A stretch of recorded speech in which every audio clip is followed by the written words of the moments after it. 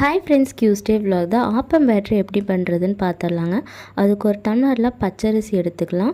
ஒரு டம்ளர் பச்சரிசி, 2 டம்ளர் இட்லி அரிசி, 1 டம்ளர் உளுந்து, 1 ஸ்பூன் வெந்தயம். இதுதான் அதோட குவான்டிட்டி. இதை நல்லா வாஷ் பண்ணி ஒரு 2 ஹவர்ஸ் ஊற வச்சு எடுத்துடலாம்.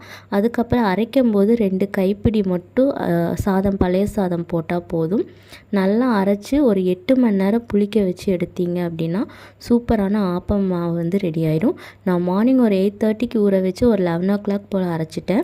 அரைச்சி எடுத்து வச்சுருந்தேங்க. ஈவினிங் ஒரு 6:30க்கு பார்க்கும்போது மாவு நல்லா பொங்கி சூப்பராக வந்துருந்துச்சு.